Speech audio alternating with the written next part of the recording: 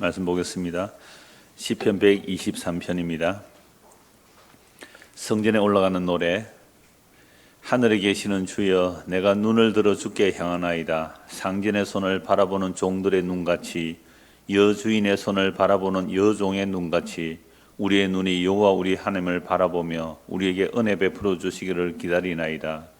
여호와여, 우리에게 은혜를 베푸시고 또 은혜를 베푸소서. 심한 멸시가 우리에게 넘치나이다. 안일한 자의 조소와 교만한 자의 멸시가 우리 영혼에 넘치나이다. 아멘. 오늘 시편도 성전에 올라가는 노래 표제가 되어 있습니다. 성전에 올라가는 이유가 뭘까요? 성전에 가는 이유, 구약시대의 성전에 가는 이유는 하나님을 만나고 하나님의 말씀을 듣죠. 그리고 또 중요한 제사를 드리는 거죠. 속죄의 제사도 드리고 감사의 제사도 드리죠. 그래서 성전에 나아가는 겁니다. 자, 성전의 가장 중요한 자리가 지성소잖아요. 그 지성소 안에는 하나님의 언약궤가 들어있죠. 그리고 그 언약궤 뚜껑이 속죄소고요. 그 언약궤는 두 돌판이 담겨 있고 1년에 대제사장이 한 번 어린 양의 피를 들고 그 속죄소에 7번 뿌려야 됩니다. 그래서 그 가장 중요한 장소가 이제 속죄소인데, 그 속죄소 안에 언약궤가 있고 언약궤 뚜껑이 날개 그룹으로 되어 있고요. 금 덩어리를 쳐서 만들죠. 그래서 그 그룹 사이, 언약궤 위에 속죄소라는 뚜껑, 그 뚜껑의 그룹 사이, 거기서 하나님께서 이스라엘을 만나시고 말씀하시겠다고 하셨거든요. 출애굽기에 보면 속죄소 만드는 방법에서 그렇게 말씀합니다. 내가 그곳에서 너희를 만나주겠고 그곳에서 내가 너희에게 말하리라 라고 말씀하거든요. 그럼 하나님께서 다른 데서 오시면 되는데 시내산에 강림하셨잖아요. 시내산에서 강림하신 하나님께서 언약궤를 만들게 하시고 거기서 만나겠다. 그러면 그 크신 하나님께서 어떻게 그 속죄소 안에 거기 오실까요? 그 말은 하나님의 언약을 바탕으로 속죄가 이루어져야 너희가 나를 만날 수 있고 내 말을 너희가 들을 수 있다, 이 말입니다. 우리가 하나님을 그냥 만날 수 없는 거죠. 죄인이 하나님을 만나면 그냥 죽는 겁니다. 구약에는 하나님을 보면 다 죽어요. 근데 하나님을 만나주는 장소가 어디라고요?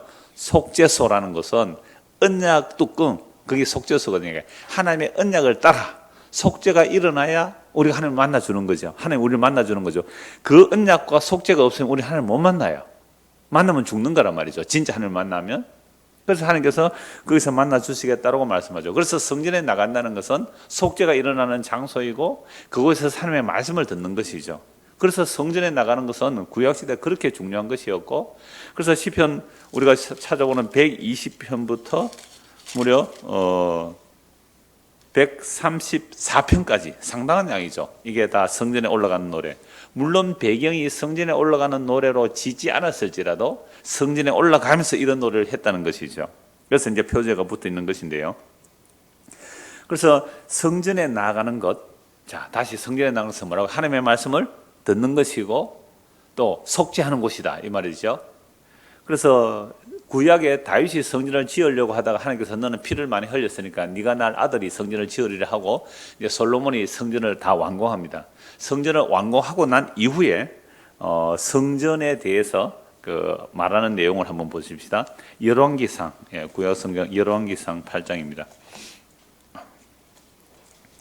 열왕기상 8장 27절부터 보겠습니다. 성전을 다 지어놓고 하나님께 이제 감사의 기도를 하는 내용인데요. 27절, 27절부터 열왕기상 8장 27절입니다. 하나님이 참으로 땅에 거하시리까 하늘과 하늘들의 하늘이라도 주를 용납하지 못하겠거든 하물며 내가 건축한 이 성전 이오리까.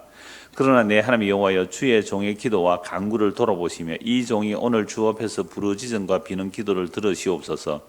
주께서 전에 말씀하시기를 내 이름이 거기 있으리라 하신 곳 이 성전을 향하여 주의 눈이 주야로 보시오며 주의 종이 이곳을 향하여 비는 기도를 들으시옵소서.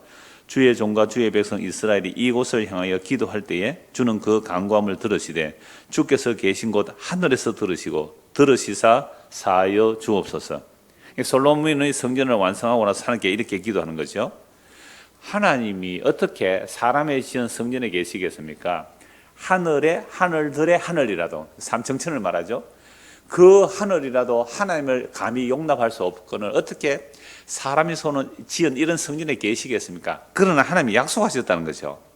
그 약속이 뭐냐고 하면 29절에 내 이름을 거기에 있으리라. 내 이름이 거기에 있으리라. 어디에요?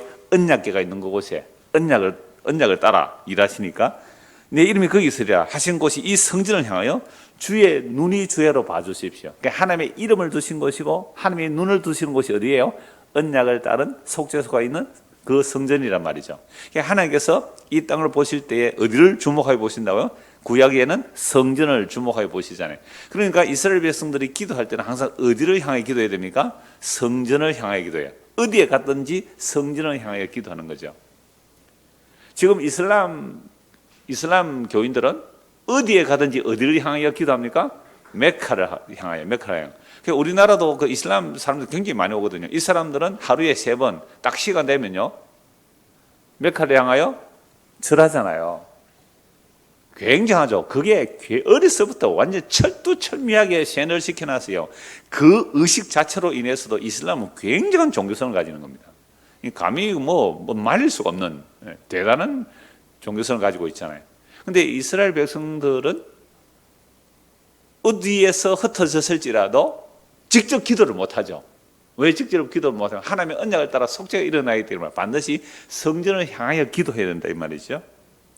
그래서 솔로몬이 성전을 완공하고 이제 기도하는 쭉 내용들 중에 그러면 성전을 향하여 기도할 때 어떨 때 기도하느냐 하면 31절부터 48절에 쭉 나눈 내용들이 있는데요. 간단히 요약하면 이렇습니다. 우리가 범죄해서 범죄한 결과로 이제 벌을 받잖아요. 그러면 적국에 패하게 되었을 때, 또는 하늘에서 비가 오지 않을 때, 병충해가 왔을 때, 이건 다 하나님의 언약을 어기면 재앙이 주어진다고 신명기 28장에 언약의 저주가 나오잖아요. 그러니까 이스라엘 백성은 비만 안 와도 이건 뭐 때문에 비가 안 오는 거예요? 죄 때문에 비가 안 오는 거예요. 밭에 깐부기가 막 많이 생긴다? 하나님께 죄를 지어서 그런 거예요. 이게 언약의 저주이기 때문에 병충해가 왔을 때라든지 또는 전염병이 왔을 때 또는 적들이 쳐들어왔을 때 또는 포로로 잡혀갔을 때 그 어떤 재앙이라도 이 성전을 향하여 기도하면 하늘에 계신 하나님께서, 그럼 하나님 어디 계세요? 하늘에 계시니까. 하늘에 계시는데 지금 어디를 향하여 기도한다고요? 성전을 향하여 기도하면 하늘에서 들으시고 용서해 주십시오라고 합니다. 더구나 이방인들이 주의 이름에 대한 소문을 듣고 이방인들도 이 성전을 향하여 기도하면 어떻게 해요? 하늘에서 들으시고 응답해 주십시오라고 하는 거죠. 41절 한번 보십시오. 또 주의 백성 이스라엘에 속하지 아니한 자 곧 주의 이름을 위하여 먼 지방에서 온 이방인이라도 그들이 주의 크신 이름과 주의 능한 손과 주의 펴신 팔의 소문을 듣고 와서 이 성을 향해 기도하거든 주는 계신 곳 하늘에서 들으시고 이방인이 주께 부르짖는 대로 이루사 땅의 만민이 주의 이름을 알고 주의 백성 이스라엘처럼 경외하게 하시오며 또 내가 건축한 이 성전을 주의 이름으로 일컫는 줄을 알게 하옵소서. 이방인조차도 성전을 향해 기도할 수 있는 거죠. 그래서 내 집은 만민이 기도하는 집이라 그랬잖아요.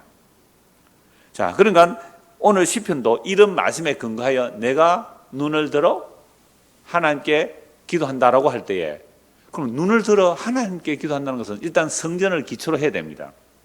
그 다음에 열왕기상 8장 49절부터 한번 보십시오. 열왕기상 8장 49절. 자, 주는 계신 곳 하늘에서 그들의 기도와 간구를 들으시고 그들의 일을 돌아보시며 주께 범죄한 백성을 용서하시며 주께 범한 그 모든 허물을 사하시고 그들을 사로잡아 간 자 앞에서 그들로 불쌍히 여김을 얻게 하사 그 사람들로 그들을 불쌍히 여기 하옵소서. 쭉 이제 범죄해서 누구든지 한 사람이든지 두 사람이든지 이스라엘에 일어난 이런 재앙들로 인하여 자기 죄를 깨닫고 이 성전을 향해 하나님께 기도하면 하늘에서 계신 하나님께서 들으시고 우리의 죄를 용서해 달라는 거죠. 심지어 바벨론 포로로 잡혀갔을지라도 그 포로로 잡혀간 곳에서 성전을 향해 기도하면 하나님께서 그들을 불쌍히 여기시고 사로잡혀 갔을 때 그 나라 사람들이 그들을 불쌍히 여겨달라고 그렇게 기도하죠. 51절. 그들은 주께서 철풀무 같은 애굽에서 인도하여 내신 주의 백성 주의 소유가 됩니다. 여러분, 애굽이 어떤 곳이라고요? 철풀무, 새를 끓이는 용광로예요. 용광로. 그런 새 풀무에서 인도하여 내서 주의 소유를 삼았지 않았습니까? 비록 우리가 범죄했을지라도 이 성전을 향해 기도하면 주께서 우리를 구원해달라는 거죠. 그러면서 52절 원하건대 주는 눈을 들어 종의 간구함과 주의 백성 이스라엘의 간구함을 보시고 주께 부르짖는 대로 들으시옵소서.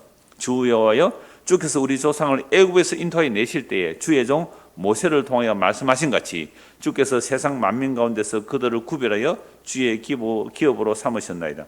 출애굽할 때 모세를 통해 이스라엘 백성 하나님의 나라 삼았잖아요. 제사장 나라 삼고 하나님의 기업을 삼았잖아요. 그러니까 우리가 범죄하여 혹 다른 나라에 포로 잡혀갔을지라도 그곳에서라도 성전을 향해 기도하면 들어주소서라고 하면서 이 열왕기상 8장에 보면 성전을 지은 것도 솔로몬이 자기가 지었다고 하네요. 물론 자기가 지었습니다. 그러나 자기 아버지 다윗이 준비해 놓았기 때문에 하나님께서 우리 아버지 다윗에게 약속하신 그 성전 지음을 하나님의 손으로 이루심이 이렇게 되었습니다. 멋진 표현이죠. 아니 다윗이 준비 다 했어요. 솔로몬이 성전을 다 지었다고요.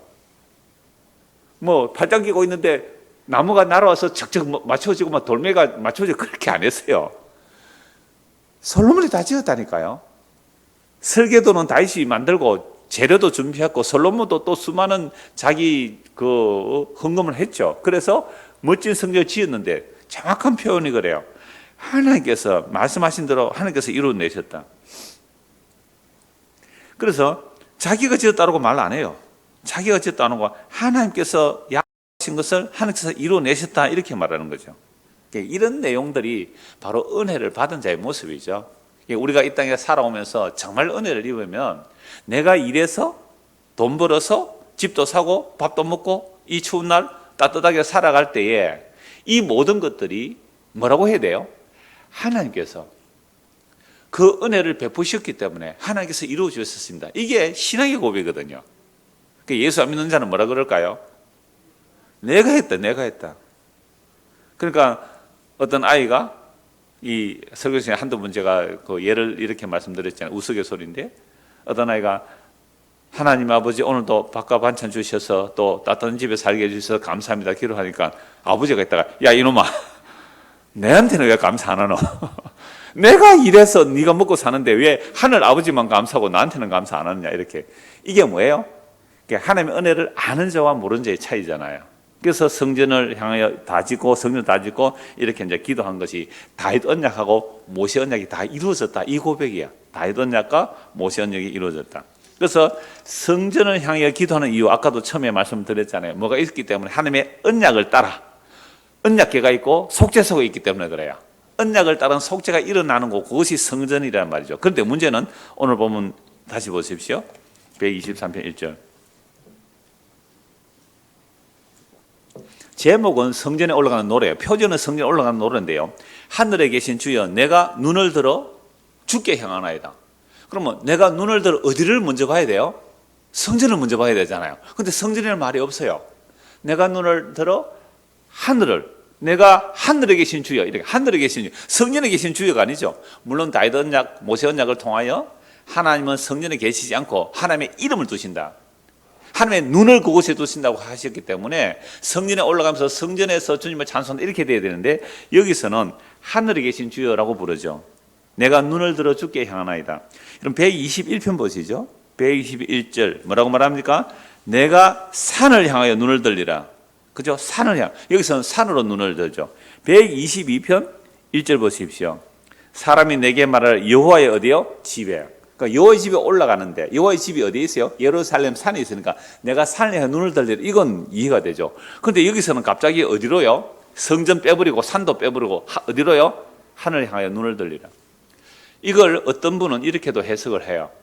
지금 성전이 파괴되어 버린 거예요. 바벨론에 의하여 예루살렘에 망하고 성전이 파괴되어 버려요. 성전이 없어요.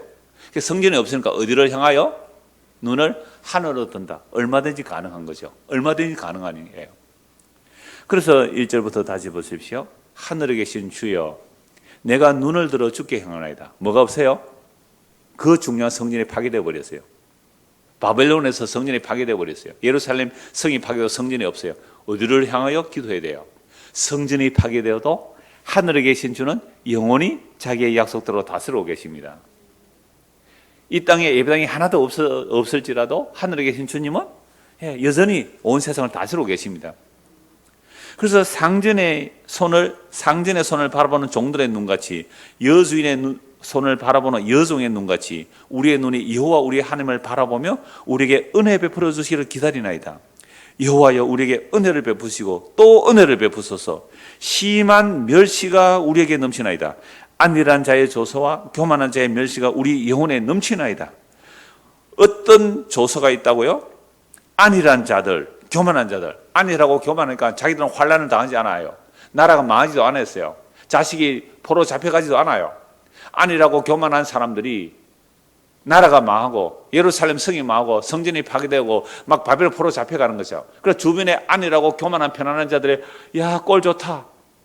아니 천지를 창조하신 하나님을 믿는다면서 하나님을 섬기는 성전이 왜 파괴되지? 여러분 얼마나 조롱할까요? 얼마나 멸시할까요? 오늘날 한국에 수많은 큰 교회당이 빚을 지가 예배당 짓다가 부도나가지고 하나님의 교회가 얼마나 많이 사가요? 그러면 어느 교회가 진짜 교회 같아요? 하나님의 교회가 진짜 교회 같아요? 아니면 교회당 짓다가 자기 딴에 이단 아니라고 우리는 보수적이라고 하는 그런 교단이 예배당 짓다가 예배당 팔려버리면 예배당 부도나서 팔려진 그 하나님이 진짜 하나님이에요? 하나님의 교회가 진짜 하나님 같아요? 돈 많아서 건물 수백억짜리 사들이는 그 하나님의 교회 하나님이 진짜 하나님 같아요? 그럼 하나님의 교회 사람들이 뭐라 그럴까요? 야, 우리 예를 들어서 우리 합동적 교회입니다. 우리가 예를 들어서 한 100억짜리 예배당을 짓다가 갑자기 겁이 납니까? 100억짜리 예배당 짓다가 부도가 났어요. 그럼 이 100억짜리 하나님의 교회가 인수해 갔어요. 그러면 우리의 하나님은 뭐가 돼요? 능력 없는 하나님? 하나님의 교회는 능력 있는 하나님. 야, 하나님의 교회 가야 되겠다 이런 생각 안 들어요? 그러니까 이렇게 조롱과 멸시를 당하는 거예요. 이방 나라들에 의해서. 그 멸시와 조롱이 얼마나 넘치는지 한번 보십시오. 여호와여 우리에게 은혜를 베푸시고 은혜를 베푸소서. 3절에 심한 멸시가 우리에게 넘치나이다. 안일한 자의 조소와 교만한 자의 멸시가 우리 영혼에 넘치나이다. 그러니까 얼마나 조롱을 했을까요? 아니 너희들이 천지를 창조하신 하나님을 믿는다면서 왜 나라가 망하고 성전도 파괴되고 그렇게 포로로 잡혀가냐. 이런 멸시와 조롱을 받고 있으니 이제 성전도 없어요. 성전이 없으니까 성전을 향해 기도할 수도 없고 어디로 향하여? 하늘을 향하여. 하늘에 계신 주여. 이 성전도 없으니까 내가 눈을 들어 주님을 향합니다. 그 주님을 바라보는 자세는 상전의 손을 바라보는 종들의 눈같이 여주인의 손을 바라보는 여종의 눈같이. 그래서 오늘 제목이 종들의 눈같이 주님을 그렇게 삼아하고 은혜 베풀어 주시기를 바라본다라고 말씀합니다. 자, 그러면 이런 조롱, 이런 조롱과 멸시를 인하여 어느 정도로 간절하게 주님을 찾는가? 시편 42편 한번 보시죠. 시편 42편입니다.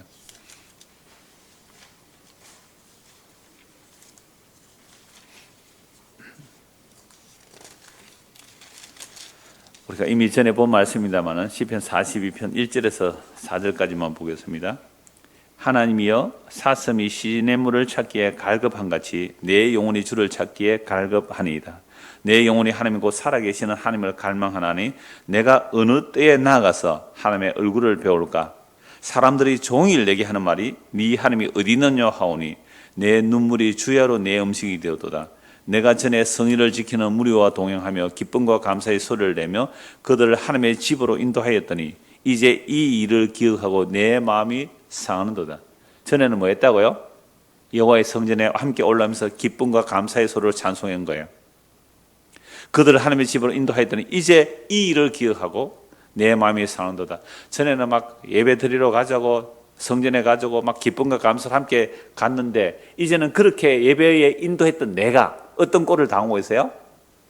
망했던지 병이 들었던지 그죠? 다른 나라에 포로 잡혀갔던지 전혀 성전에 올라갈 수 없는 상황이죠. 그러니까 사람들이 뭐라 그래요? 3절에 종일 하는 말, 야, 네 하나님 어디 있느냐? 너 전능하신 하나님을 믿는다면서? 근데 너 왜 병들어 있느냐? 왜 네 몸도 가누지 못해서 그 성전에도 못 나가느냐? 왜 전능하신 하나님 믿는 너 포로 잡혀가서 종살이하고 있느냐? 네 하나님 어디 있노? 네 하나님 어디 있노? 네 하나님 어디 있느냐? 이런 말을 종일 듣는 거죠. 그래서 내 눈물이 추야의 음식이 됐나이다. 그래서 사슴이 시냇물을 찾기에 갈급함 같이 내 영혼을 주를 찾기에 갈급합니다 라고 하면서 5절 보십시오. 내 영혼아, 스스로 자기가 말하는 거죠. 네가 어찌하여 낙심하며 어찌하여 내 속에서 불안해하는가? 너는 하나님께 소망을 두라. 그가 나타나 도우심으로 말미암아 내가 여전히 찬송하리로다. 자, 그런데 문제는요, 그렇게 했는데도 또 그래요. 10절 보세요. 9절부터 내 반석이신 하나님께 말하기를 어찌하여 나를 잊으셨나이까? 도와줍니까? 안 도와줍니까? 도와주는 가시적인 도움이 없어요. 내가 어찌하여 원수의 앞뒤로 말하면 슬프게 다니나이까 하리로다. 내 뼈를 찌르는 칼같이 내 대적이 나를 비방하여 늘 내게 말하기를 네 하나님이 어디 있느냐? 네 하나님이 어디 있느냐? 라는 멸시와 조롱을 듣고 있습니다. 그랬을 때에 11절에 똑같은 말을 반복해요. 내 영혼아, 네가 어찌하여 낙심하며 어찌하여 내 속에서 불안해하는가? 너는 하나님께 소망을 두라. 나는 그가 나타나 도우심으로 말미암아 네 하나님을 여전히 찬송하리라. 근데 여기서는 끝에서 하나님의 도우심을 간구하는 것으로 끝이 나잖아요. 근데 오늘 본문에서는요, 아예 뭐라고 말하느냐 하면요, 오늘 보면 이렇게 말합니다. 123편 4절. 안디란 자의 조소와 교만한 자의 멸시가 우리 영혼에 어떻게 해요? 넘칩니다. 시편 42편보다 더 절박한 상황이죠. 자기에게 소망을 두는 말을 했지만 여기서는 소망조차도 없이 그저 주여 심한 멸시가 우리에게 넘치나이다. 안디란 자의 조소와 교만한 자의 멸시가 우리 영혼에 넘치나이다 라고 하면서 어떤 자세로 주님의 손길을 바라봅니까? 종이 주인의 손길, 이 종은 남종이에요. 남자 종이 주인의 손길을 바라보듯이 여자 종이 그 안주인, 여주인의 손길을 바라보듯이 내가 주님을 간절히 은혜 베풀어 주시기를 바라보는 것으로 이제 끝이 나는 거죠. 시편이 그래서 짧아요. 아주 123편 1절에서 4절까지 짧단 말이죠. 그러므로 방금 우리가 읽어보면 42편보다도 더 절망적입니다. 아예 지금은 성전도 파괴되었다고 보세요. 그리고 나는 포로 잡혀가 있는 거죠. 언제 돌아갈 기약도 없어요. 그럴 때에 네 하나님이 어디였느냐 조롱과 멸시와 심한 조소와 이 조소랑서 비웃음이거든요. 멸시, 업신여김이에요.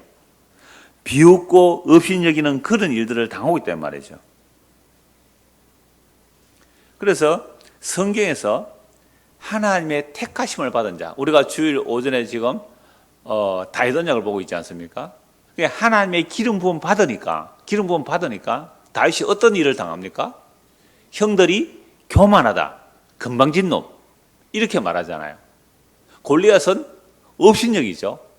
골리앗을 이기니까 사울은 또 나중에 그건 지난주에 봤습니다. 나중에 또 미갈은 다윗을 어떻게 해요?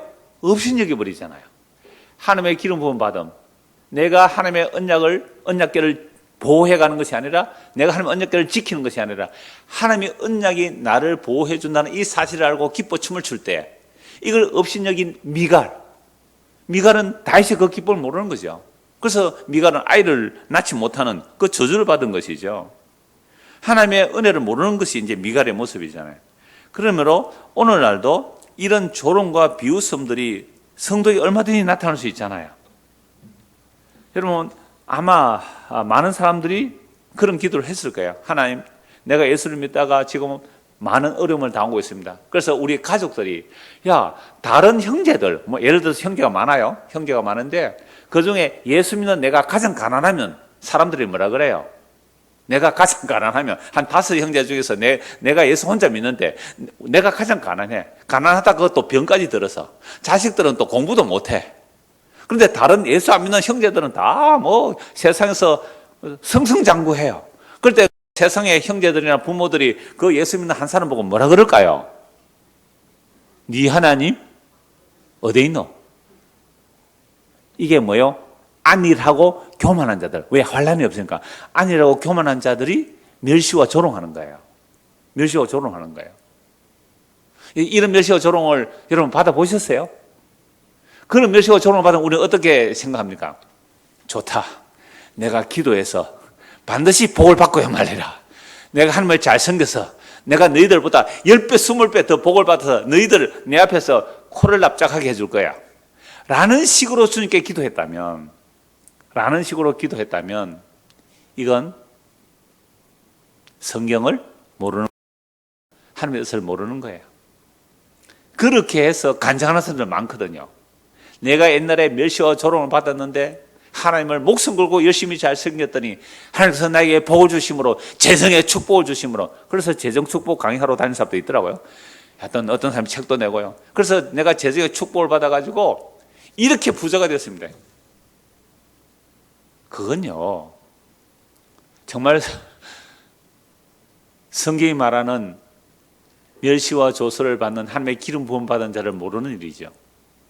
다윗이 하나님의 기름 부음 받고 멸시와 조소를 받잖아요. 비웃음을 받잖아요. 그 일들을 해석하지 못하면 우리는 예수 그리스도를 오늘도 말로는 예수님을 주님이라고 하지만 예수를 아주 우리가 웃음거리로 조롱거리로 만들어버리고 예수를 발로 차버리는 일이 어디서 일어난다고요? 교회에서 일어납니다. 그걸 십자가의 운수라 그래요. 십자가의 운수가 밖에 있는 게 아니에요. 밖은 원래 예수 모르는 자들이잖아요. 교회 안에서 오늘날 예수가 정말 조롱과 수치를 당하고 있어요.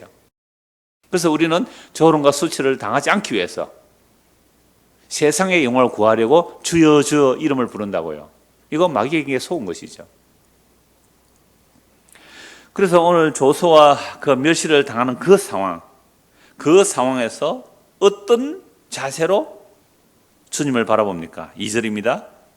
상전의 손을 바라보는 종들의 눈같이, 여주인의 손을 바라보는 여종의 눈같이 우리의 눈이 여호와 우리 하나님을 바라보며 우리에게 은혜 베풀어 주시기를 기다리나이다.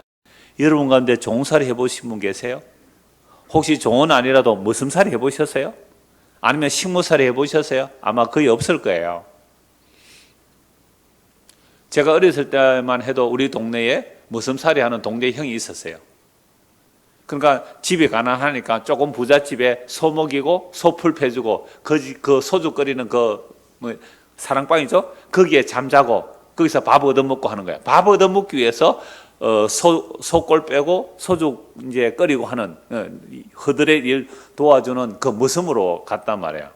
아버지 엄마는 어머니가 그때 안 계셨어요, 그 집에. 그래서 그 할머니하고 아버지 계셨는데 거기 있어요. 우리 동네 내보다 나이가 한 2-3살 위에 형이었는데요. 그러니까 뭐 얼마나 놀고 싶겠어요? 그래서 동네 아이들하고 어울려 놀면요, 주인이 어떻게 해요? 이름을 부르는 거죠. 누구야? 부르면요, 재밌게 놀다가 뭐 해야 돼요? 가야 되죠. 종이잖아요, 종. 근데 그건 뭐 종 축에도 안 들죠. 진짜 종은요, 노예예요. 이 구약 시대에 우리 조선 시대 종들요, 우리 조선 시대에서, 그러니까 솔고 노비도 있잖아요. 솔고 노비도 있고 외거 노비도 있는데요. 집 안에 노비도 있고 그 집 밖에 노비도 있어요. 제가 원고 없이 이걸 오래전에 시편 설교할 때 이 말씀 드렸어요. 우리 뭐 박경리 씨 토지 같은 그런 거 보면 그 소작농에 대해서 나오죠. 소작농. 이런 소작농들을 관리하는 사람을 마름이라 그래요. 오늘 같은 우리말로 하면 집사죠. 네, 집사. 그러니까 그 큰 대지주에 마름이 있고 그 마름이 소작농들 수십 명을 관리를 하거든요.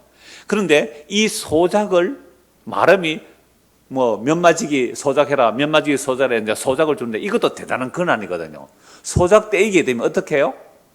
당장 굶어야 되는데, 소작농들은. 그러니까 그 마름에게 잘 보이기 위해서 그 가난한 중에도 마름에게 뭔가 좋은 거 갖다 주고 그런단 말이에요.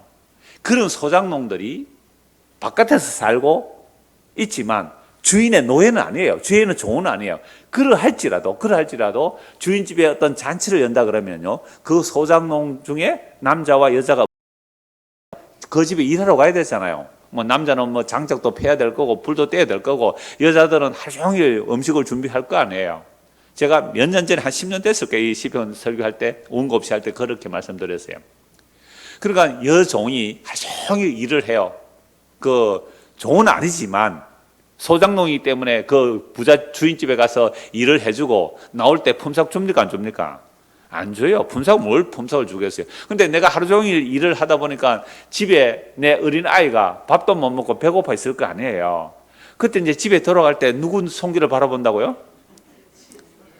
주인 마나님의 손길을 바라보는 거죠. 왜요? 음식하고 남은 그 찌짐이라도 한 봉지 주면 그거 받아가서 배고픈 자기 자식의 먹게 하려고. 그런 마음으로 주인의 그 여주인의 손길을 바라보는 그 심정. 이건 가난해봐야 아는 거잖아요. 여러분들 시무살이 해보셔야 되고 소장농도 한번 해보셔야 되고요. 정말 가난한 일꾼으로 무슴살이도 한번 해보면 이 말씀이 어느 정도 이해가 되는 거잖아요. 그런데 고대에는요, 종이라는 것은 생사 여탈권이 주인이 지고 있습니다. 그래서 주인 손 하나로요, 일하면요, 가야 되고 일하면 오야 되는 거죠. 로마 시대는 일하면 어떻게 해요? 죽는 거고 이렇게 하면 살리는 거예요. 생사 여탈권이 손에 손가락 하나 있어요. 그러니까 종이 그 주인의 손길을 바라보는 거잖아요. 주인의 손가락 한마디 까딱 하는 것이 내가 살고 죽는 일이거든요. 여러분, 그런 마음으로 우리가 주님을 바라봅니까? 그 여종의 마음으로, 그 남종의 마음으로 주님의 손가락을 바라봅니까? 주의 손가락 하나가 나를 살리고 죽이는데 그 주님의 손길을 바라보느냐 이 말이에요. 우리는 그런 간절함 없어요. 왜요? 이미 먹고 배불러요. 그 정도 주님께 간절히 구할 것들이 없어요. 물론 사람들마다 간절히 구할 내용들이 있겠지만 그런 것들, 그거 구하라는 거 아니에요. 그러면 어떻게 종들이 주인의 손길을 바라보는가? 성경에 나오는 종을 한번 살펴보려고 합니다. 남자 종과 여자 종에 대해서 한번 살펴보려고 합니다. 출애굽기 21장을 보십시오. 출애굽기 21장.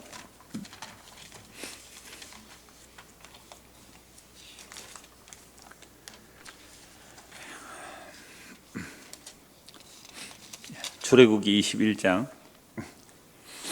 2절입니다. 네가 히브리 종을 사면 그는 6해 동안 섬길 것이요 7째 해는 몸값을 물지 않고 나가 자유인이 될 것이며 만일 그가 단신으로 왔으면 단신으로 나갈 것이요 장가 들었으면 그의 아내도 그와 함께 나가려니와 만일 상전이 그에게 아내를 주어 그의 아내가 아들이나 딸을 낳았으면 그의 아내와 그의 자식들은 상전에게 속할 것이요 그는 단신으로 나갈 것이로되 만일 종이 분명히 말하기를 내가 상전과 내 처자를 사랑하니 나가서 자유인이 되지 않겠노라 하면 상전이 그를 데리고 재판장으로 갈 것이요 또 그를 문이나 문설주 앞으로 데리고 가서 그것에다가 송곳으로 그의 길을 뚫을 것이라. 그는 종신토록 그 상전을 섬기리라. 이게 남자 종에 관한 규례예요. 남자 종. 그러니까 히브리인을 종으로 삼았을 때, 그러니까 이방인을 종으로 삼은 거 말고 히브리인. 여러분, 히브리인이 종으로 팔렸다는 것은요, 히브리인이 종으로 팔렸다는 것은 얼마나 엄청난 재앙을 만나서 종으로 팔렸을까요? 그리고 율법에 의하면 매년 11조를 하는 것 외에 3년에 한 번씩 11조를 더 해요. 그걸 왜 합니까? 레위만이 아니라 고아, 과부, 나그네, 가난한 자들을 위해서 11조를 3년에 한 번씩 더 한다고요.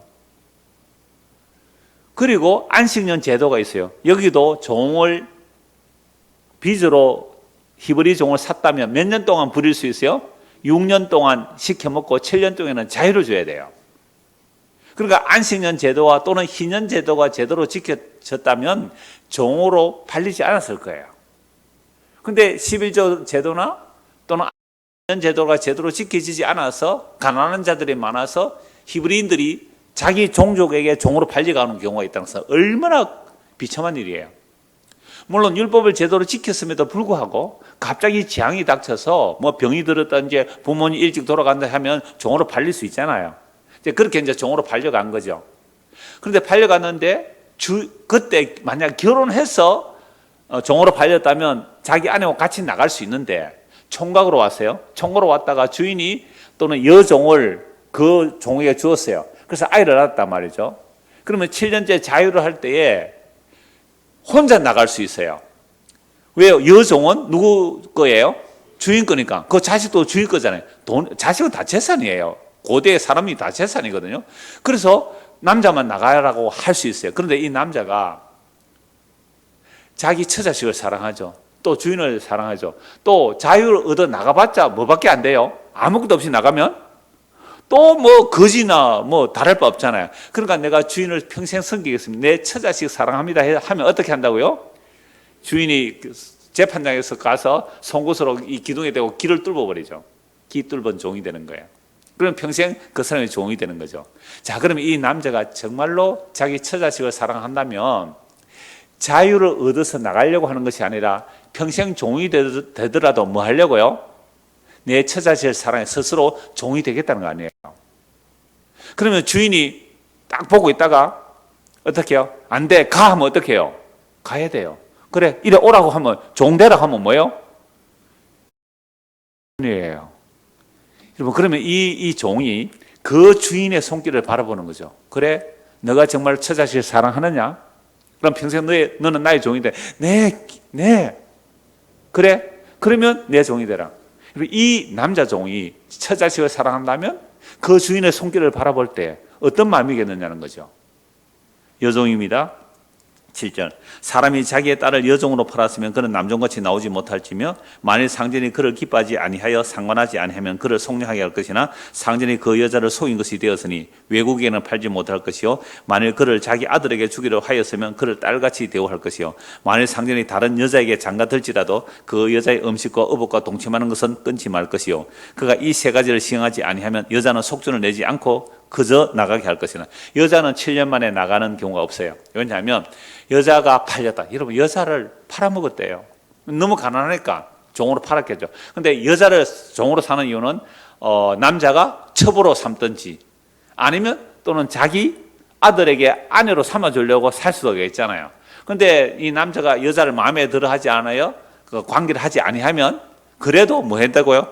관계하지 않으면 속량하게 할 수 있는데 외국인은 팔지 못한다라고 하면서 그 다음에 또 이 남자가 상전이 다른 여자와 장가 들더라도 그 여자에게 음식과 의복과 잠자리를 함으로 여자를 보호해주라. 이 정도만 해도 이 당시에는 상당한 보호를 받는 종이 되는 거죠. 이게 이제 여자의 종에 관한 이용인데요. 자, 근데 이 남자 종과 여자 종을 뭐라고 말하냐면요. 21장 27절 보십시오. 그 남종의 이나 여종의 일을 쳐서 빠뜨리면 그 이에 대한 보상으로 그를 노할 줄지니라. 그러니까 이 종이라는 것이 그 당시에 뭐가 되느냐 하면요. 주인의 재산이에요. 주인의 재산이라고요. 21장 20절 보십시오. 사람이 매로 그 남종이나 여종을 쳐서 당장에 죽으면 반드시 형벌을 받으려니와 그가 하루나 이틀 연명하면 형벌을 면하리니 그는 상전의 뭐예요? 재산이에요. 그러니까 여종이나 남종이나 간에 그 상전의 재산이기 때문에 살고 죽음이 그 주인에 달린 거예요. 그러니까 이 남종이나 여종이 주인의 손길을 바라보는 그 심정으로 뭘 바라본다고요? 주인의 손길을 바라보는 거죠. 주인의 손길을 바라보는 겁니다. 자, 그런데 아까 남자 종에 관해서 말씀드렸습니다. 내가 처자식을 사랑함으로 있지만 6년 동안 종살이이기 때문에 자유를 얻을 수 있지만 내가 처자식을 사랑함으로 스스로 다시 종이 되어 평생 상전의 종이 되겠다고 뭐 했다고요? 길을 뚫은 사람이 있잖아요. 그런데 종이 아니면서 스스로 종이 되어 이 땅에 오신 분이 계세요. 누구시죠? 예수 그리스도. 그분이 죄인인 우리를 사랑하셔서 우리의 신랑이 되어주시고 우리의 어버이가 되어주시고 우리의 남편이 되어주시고 우리의 목자가 되어주시고 우리의 구원주가 되시기 위하여 스스로 종이 되신 분이 있어요. 지금 남종과 여종이 주인의 손길을 바라보는 그 심정으로 예수님은 종이 아니신데 종이 돼서 아버지의 손길을 바라보고 이 땅에 오셨어요. 그 종이 받는 멸시, 그 종이 받는 조소, 그걸 알아야 그 종이 받는 멸시와 그 조서를 알아야 성경을 통하여 오늘 말씀에서 종이 주인의 손길을 바라보듯이 하나님의 긍휼과 하나님의 자비를 바라보는 거죠. 성경에서 연결이 될 거예요. 그런데 우리는 이 세상에서 좀 누가 조소하고 멸시하고 업신여기면요 신경질 나가지고 교회에서 업신여김을 받으면 어떻게 해요? 거기 왜 안 온다 그러잖아요. 자존심만 좀 상해보세요. 안 온다고요. 저도 뭐 오랫동안 설교를 해오면서 어떤 간접적인 예를 들었어요. 나는 그분 예를 전혀 상황을 모르고 간접적인 예를 들었단 말이에요. 예를 들면 옛날 제가 부목사 때인데요. 고등학교 3학년들이 말이지 대학 떨어지면 교회도 안 온다고 이 말을 했거든요.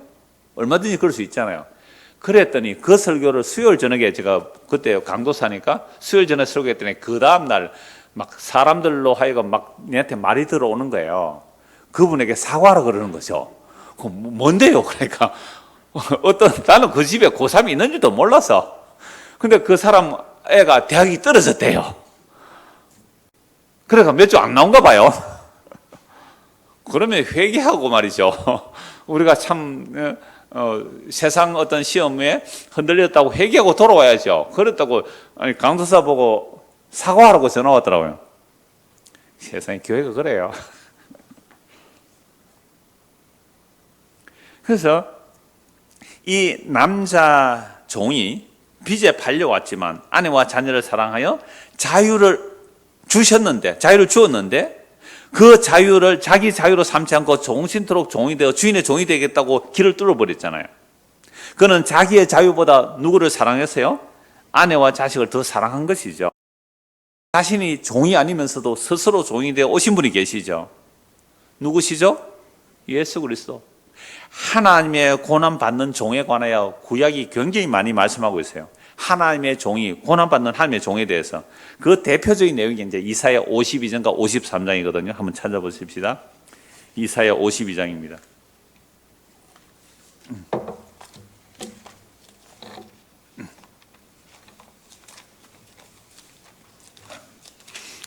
이사야 52장 13절입니다.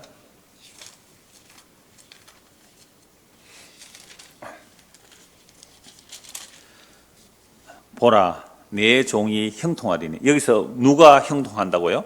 내 종. 그러니까 여호와 하나님의 종이란 말이죠. 여호와의 종이 형통하리니 받들어 높이 들려서 지극히 존귀하리라. 하나님의 종이 형통해서 지극히 높아진다는 말씀이죠. 그런데 그 높아지기 전에 어떤 모습으로 오시는 거예요? 멸시로 오신다 이 말입니다. 그래서 14절, 전에는 그의 모양이 타인보다 상하였고 그의 사람들보다 상했으므로 많은 사람이 그에 대하여 놀랐거니와. 하나님의 종? 하나님의 종이 이 모양이냐? 메시아가 이 모양이냐? 하나님의 아들이 이 모양이냐? 그리스도가 이 모양이냐? 막 사람들이 놀랬다는 거죠. 자, 그가 나라들을 놀라게 할 것이며 왕들은 그로 말미암아 그들의 입을 봉하리니 이는 그들이 아직 그들에게 전파되지 아니한 것을 볼 것이요 아직 듣지 못한 것을 깨달을 것입니다. 그러니까 그 하나님의 종을 멸시하고 조롱했단 말이죠. 세상의 왕들이. 그런데 그 조롱받고 멸시받은 그 종이 가장 높아지셨기 때문에 그 왕들이 뭐 한다고요? 입을 봉하게 되리라. 이게 정치 지도자들과 종교 지도자들이 예수를 십자가에 못 박아 죽여버렸잖아요. 얼마나 멸시하고 조롱합니까? 얼마나 멸시하고 조롱해요. 그렇게 죽여버렸기 때문에 그 예수가 이제 높아지셨잖아요. 그럼 이제 세상의 왕들로 살면서 그 멸시 조롱한 그 예수 믿는 자들을 조롱한, 구약에서 하나님의 약속을 믿는 자들을 조롱한 자들, 신약에서 예수 믿는 자들을 조롱한 자들, 그 중간에 예수죠. 예수를 조롱한 그들이 그 높아지신 주님 앞에 어떻게 할까요? 요한계시록 보면 산아 날 가리다오 바위가 날 가리다오. 죽임당하는 어린 양의 진노에서 누가 이 두려움, 이 무서움을, 저 죽임당하는 어린 양의 진노가 너무 무서워서 산아 날 가리다오 바위와 날 덮어다오. 산과 바다가 물에서 그냥 나가 확 처박혀 죽었으면 좋겠다는 거예요. 어린 양의 진노. 근데 그 어린 양의 진노가 이 땅에 오셨을 때 어땠다고요? 어린 양이 멸시와 조롱과 수치와 천대를 다 받으신 분이잖아요. 그리고 우리가 멸시와 천대와 조롱을 받은 그 그리스도, 그 그리스도의 택함을 입었다면 구약의 성도나 신약의 성도나 우리의 마음 상태가 뭐가 된다고요? 종이 되는 거예요. 종이 주인의 손길을 바라보던 그 심정이 된다는 거죠. 그렇지 않으면 이 성경이 이해가 안 돼요.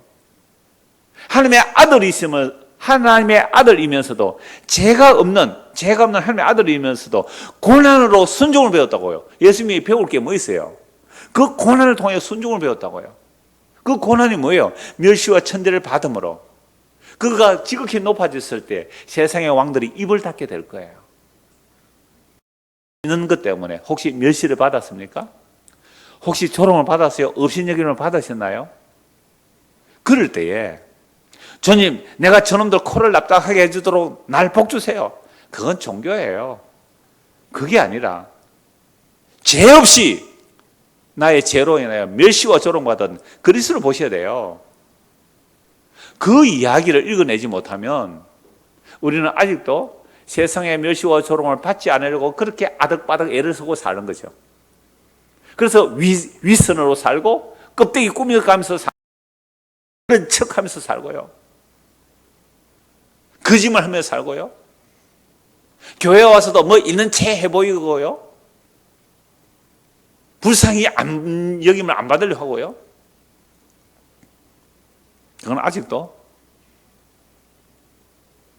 종의 심정이 아니죠. 그래서 53장입니다. 53장 1절부터 쭉 읽을게요. 우리가 전한 것을 누가 믿었느냐? 여호와의 팔이 누구에게 나타났느냐? 이거 믿을 사람이 없다는 말씀이죠. 1절에 누가 믿겠느냐 이런 말을. 여호와의 팔, 여호와의 군이 누구에게 나타났느냐? 그는 주 앞에서 자라나기를 일어난 순 같고 마른 땅에서 나온 뿌리 같아서 고운 모양도 없고 풍채도 없은 자, 우리가 보기에 흠모할 만한 아름다운 곳이 없도다. 그는 멸시를 받아 사람들에게 버림받았으며 강고를 많이 겪었으며 질고를 아는 자라. 마치 사람들이 그에게서 얼굴을 가리는 것 같이 멸시를 당하였고 우리도 그를 기여기지 아니하였도다. 멸시와 조롱을 받았는데 아무도 그를 귀하게 여기지 않았고 우리도 그를 귀하게 여기지 않았어요. 오늘 시편 123편에 멸시와 조롱이 나에게 넘쳐나이다. 그분이 누구예요? 예수 그리스도예요. 멸시와 조롱을 받을 이유가 없는 분이 멸시와 조롱이 넘쳤다고요. 예수님이. 그래서 부르짖는데 주여 멸시와 조롱이 넘치나이다 하고 여러분 예수님이 종이 됐기 때문에 상전인 하나님을 향하여 바라본다고요. 제가 어떤 그림을 십자가형 그림을 그렸는데 보니까요. 머리에 가시 면류관을 쓰고 온 몸에 상처를 입고 그 쾌으로 하늘을 향해 고개를 들고 있는 거예요. 엘리 엘리 라마 사박단이잖아요. 그 주님의 손길을 바라보는데 세상에 구원도 안 해주고 십자가에서 버려버렸잖아요. 여러분 그게 이해 안 되면 우리가 아직도 예수를 믿는다는 걸 껍데기만 아는 거예요. 버림받았어요. 버림받았어요. 멸시받아 사람들에게 실어버림받았다고요. 얼마나 멸시천대를 받았으면 대놓고 얼굴에 침을 뱉었을까요? 4절 그는 실로 우리의 질고를 지고 우리의 슬픔을 당해. 그러니까 예수님의 멸시와 조롱은 예수님의 멸시 조롱이 아니잖아요. 예수님의 죄가 아니잖아요. 누구예요? 우리의 죄를 지고 멸시와 조롱을 받는 같이 예수를 멸시 조롱한 거예요. 이게 뭐예요? 지 죄를 몰라서 그래요. 자기 죄를 모르니까 우리도 덩달아 예수를 멸시 조롱한 거잖아요. 우리의 슬픔을 당하고 우리의 질고를 지거든을 우리는 생각하기를 그는 징벌을 받아 하나님께 맞으며 고난받아. 와 무슨 죄가 많아서 저주받아 죽는 죽음을 죽는가? 저렇게 버림받는가? 그가 찔림은 우리의 허물 때문이요 그가 상함은 우리의 죄악 때문이라. 그가 징계를 받음으로 우리는 평화를 누리고 그가 채찍에 맞음으로 우리는 남을 받아도다. 우리는 다 양 같아서 그릇 행하여 각기 제 길로 갔거늘 여호와께서는 우리 모두의 죄악을 그에게 담당시키셨도다. 그가 곤욕을 당하여 괴로울 때에도 그의 입을 열지 아니하였으며 마치 도수장으로 끌려가는 어린 양과 털 깎는 자 앞에서 잠잠한 양같이 그의 입을 열지 아니하였도다. 그는 곤욕과 신물을 당하고 끌려가서나 그 세대 중에 누가 생각하기를 그가 살아있는 자들의 땅에서 끊어지면 마땅히 형벌받을 내 백성의 허물 때문이라 하여서리요. 아무도 그런 생각을 못했다. 안 했다 이 말 아닙니까? 그는 강포를 행하지 아니하였고 그의 입에 거짓이 없었으나 그의 무덤이 악인들과 함께 있었으며 그가 죽은 후에 부자와 함께 있었도다. 강도 함께 죽고 묻힐 때는 아릴마대 사람 부자 무덤에 묻혔잖아요. 이런까지 다 예언되어 있는 겁니다. 10절입니다. 여호와께서 그에게 상함을 받게 하시기를 원하사. 누가 원하신 거예요? 여호와께서 원하신 거예요. 네가 종이 되었어. 저 종들, 죄와 사망의 종들, 저 종들을 네가 종이 되어서 구원해 오라. 여호와께서 원하신 거예요. 그에게 상함을 받게 하시기를 원하사 질고를 당하게 하셨은즉 그의 영혼을 속군 제물로 드리기에 이르면 그가 시를 보게 되며 그의 날은 길 것이요 또 그의 손으로 여호와께서 기뻐하시는 뜻을 성취하리로다. 여호와께서 기뻐하시는 뜻을 누가요? 여호와의 종이 뭐함으로? 상함으로, 조롱당함으로, 멸시당함으로, 찔림으로, 죽음으로 여호와의 기뻐하시는 뜻을 성취하는 거예요. 그가 자기 영혼의 수강을 보고 만족하게 여길 것이라. 나의 의로운 종이 자기 지식으로 많은 사람을 의롭게 하며 또 그들의 죄악을 친히 담당하리로다. 그에게 존귀한 자와 함께 목을 박게 하며 강한 자와 함께 탈정을 나누게 하리니 이는 그가 자기 영혼을 버려 사망에 이르게 하며 범죄자 중 하나로 헤아리심을 받았습니다. 자기 영혼을 버려 사망에 이르게 하여 범죄자 중 하나의 혈함을 받아서, 그러나 그가 많은 사람의 죄를 담당하며 범죄자를 위하여 뭐 했다고요? 기도하였다고요. 범죄자를 위하여 기도했다고요. 11절 보십시오. 그가 자기 영혼의 수강서를 보고 만족하게 여길 것이라. 나의 의로운 종이, 누구예요? 예수 그리스도. 나의 의로운 종, 하나님의 의로운 종이, 하나님의 의로운 종이 이렇게 버림받음으로 자기 백성을 구원하여 내시는 거죠. 그래서 이 땅에 오신 예수님은 자기 죄가 아니잖아요. 바로 우리의 죄를 대신 짊어지시고 그 멸시와 조롱을 받고 십자가에서 다 이뤘다고 하셨습니다. 그 십자가에서 의로운 종으로 오신 예수 그리스도의 그 부르짖음에 아무 응답이 없어요. 오늘 시편 다시 한번 보십시오. 123편 다시 보십시오. 하늘에 계시는 주여, 내가 눈을 들어 주께 향하나이다. 예수님이 종이 되었어요. 전혀 종이 아닌 분이 스스로 종이 되어 오셨어요. 하나님을 향하여 기도합니다. 상전의 손을 바라보는 종들의 눈같이, 여주인의 손을 바라보는 여종의 눈같이 우리의 눈이 여호와 우리 하나님을 바라보며 우리에게 은혜 베풀어 주시기를 기다리나이다. 예수님 홀로의 기도가 아니죠. 여기서 우리라는 복수를 쓰죠. 구약의 선녀와 신약의 성도들이 그리스도에서 함께 예수님이 대표적으로 그 멸시와 조롱 속에서 하나님의 손길을 바라봅니다. 여호와여, 우리에게 은혜를 베풀어 주시고 또 은혜를 베푸소서. 심한 멸시가 우리에게 넘치나이다. 안일한 자의 조소와 교만한 자의 멸시가 우리 영혼에 넘치나이다. 이걸로 끝이에요. 시편 42편은 희망이라도 있죠. 시편 123편 희망도 없어요. 그냥 멸시가 넘치다 끝나요. 이게 도대체 무슨 말씀일까요? 시편 22편을 한번 보십시다. 시편 22편. 이 또 오래전에 다 본 말씀인데요. 시편 22편 1절입니다. 시편 22편 1절. 내 하나님이여, 내 하나님이여, 어찌 나를 버리셨나이까? 어찌 나를 멀리하여 돕지 아니하시오며 내 신음소리를 듣지 아니하시나이까? 엘리 엘리 라마 사박다니.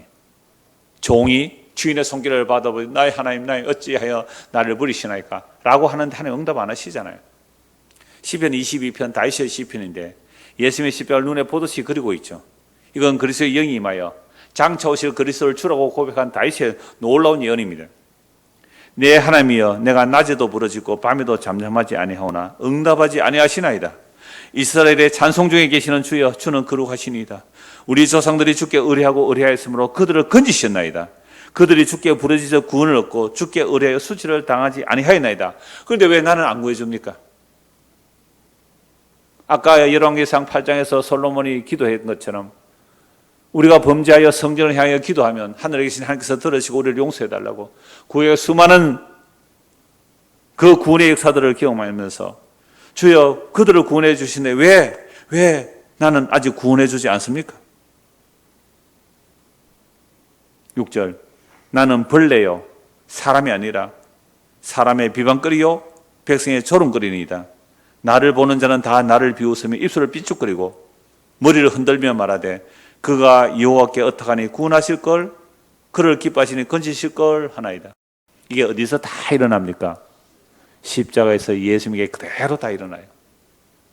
그가 버림받음으로, 그가 멸시받음으로, 그가 조롱받음으로 이사야 53장에 우리의 죄악을 그가 대신 짊어지시고 우리를 용서하신 길이 시편 123편의 내용이고 시편 42편과 22편과 모든 성경의 내용이 이러합니다. 이사야 52장과 53장의 내용들이 버림받지 않아야 할 참된 주인이 스스로 종이 되어 자기 종들의 죄를 대신 짊어지시고 멸시와 조롱을 받으신 그 주님이 우리에게로 버림을 받아 우리를 짊어지시고 우리의 죄를 용서하시고 하늘에 앉히시는 일을, 그 십자가라는 멸시와 조롱, 사람들이 침 뱉고 떨어져서 그 십자가로 이루어내셨어요. 그래서 바울 사도가 이 십자가를 알고 나서는 나는 예수님의 십자가 외에는 알지 않기를 원합니다.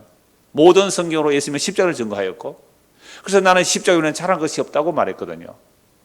이 복음이 땅끝까지 증거됩니다. 이 복음을 전하고 이 복음을 믿는 자들은요, 세상에서 어떤 소리 들을까요? 참 꼴 좋다 그래. 너 예수 믿는다고, 너 복음 듣는다고, 뭐 그런 교회 다니더니 지금 너에게 일어난 일이 뭐냐고. 이런 조롱 멸시 얼마든지 올 수 있습니다. 그럴 때에 꼭 이 말씀을 기억하십시오. 시편 123편, 시편 22편, 시편 42편, 그리고 이사야 52장 53절을 보면 예수 십자가 밝히 보일 겁니다. 그래서 오늘 이 신약 시대도 마찬가지예요. 성경 한번 보고 말씀 마무리하겠습니다. 데살로니가 후서 1장입니다. 데살로니가 후서, 구약이나 신약이나 그 중심의 가운데 그리스도가 계시고 죄 없이 멸시와 조롱을 받으신 그리스도가 계시고 그 그리스도를 중심으로 구약과 신약에서 주께서 택한 백성들은 멸시와 조소 가운데 죄 없이 멸시와 조롱을 받으신 그리스도를 바라보게 되어 있습니다. 그런 믿음을 사는 사람을 지금도 여전히 멸시하고 조롱할 것입니다. 그러나 그 멸시와 조롱이 이 역사 속에서 계속될지라도 그러나 영원하지 않습니다. 잠시 잠깐 그 멸시와 조롱이 끝나고 나면 우리 주 예수 그리스도 다시 영광 중에 오실 것입니다. 데살로니가 후서 1장입니다.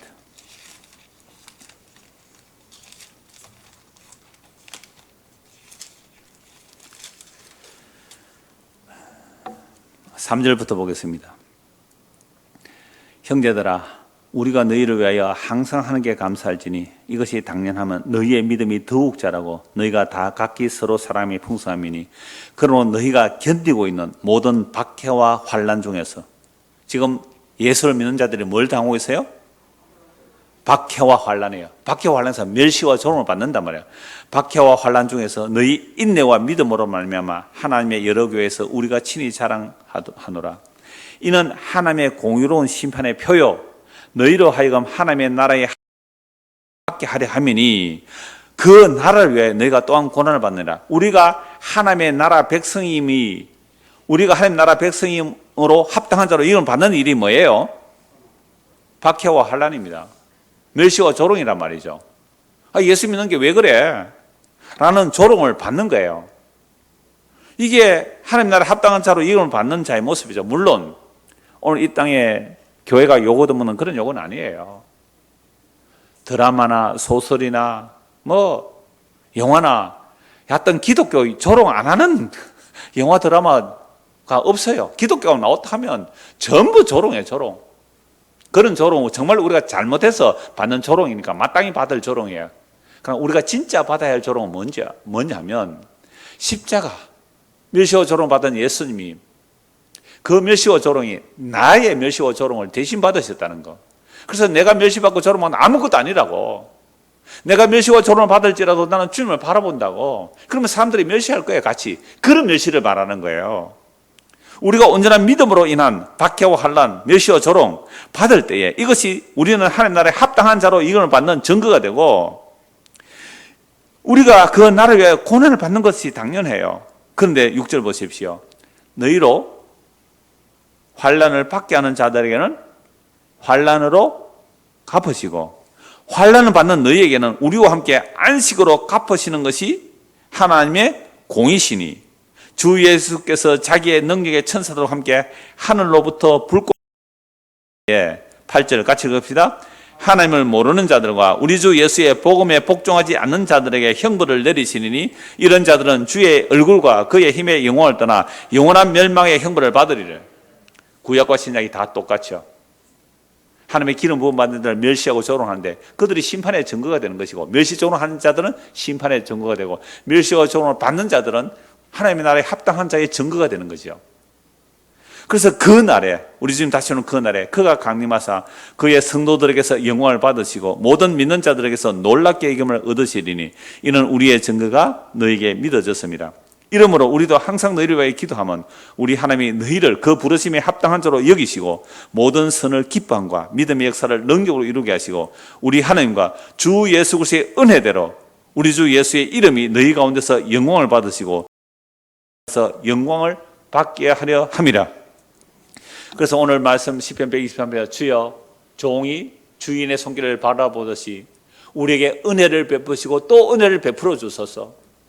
그 조소와 멸망이 안일하고 교만한 자들에 의하여 우리가 받는 그 조롱과 멸시가 넘치나 있도록 끝이 났는데, 그게 바로 오늘 구약과 신약을 연결해 보면 예수님의 이야기이고 예수님께서 택한 자들의 이야기가 되는 것이죠. 그래서 오늘 우리가 이 땅을 살아갈 때에 세상의 멸시와 조롱, 그거 당연히 받는다고 생각하시고, 그럴 때에 죄 없이 멸시와 조롱을 받으신 예수님을 바라보는, 그럴 때 우리의 멸시와 조롱은 아무것도 아니게 되는 거예요. 아무것도 아니게 되는 거예요. 그리고 우리가 멸시와 조롱을 받는 것은 당연한 일이 되는 거죠. 이것이 이 세상을 이기는, 이 세상이 감당할 수 없는 믿음의 사람입니다. 이 은혜가 우리 모두에게 임하기를 간절히 소원합니다. 기도하겠습니다. 하나님 아버지, 참으로 종이 주인의 손길을 바라보듯이 주의 은혜를, 그 은혜 위에 또 은혜를 지만 눈에 드러나는 은혜는 없어 보이고 그저 멸시와 조롱을 받다가 죽어버린 그 모습, 구약의 성도들이고 신약의 성도들이었습니다. 그 중간에 구약과 신약의 성도들을 다 끌어안으시고 죄 없으신 그분이 우리의 죄가 되셔서 멸시와 조롱을 받음으로 우리를 영원한 생명으로 이끌어내신 그 그리스도가 밝히 보여지는 삶이 우리에게 나타나도록 은혜를 베풀어 주시옵소서. 예수 그리스도 이름 받도록 기도드리옵나이다. 아멘. 자, 이렇게 기도하도록 하겠습니다.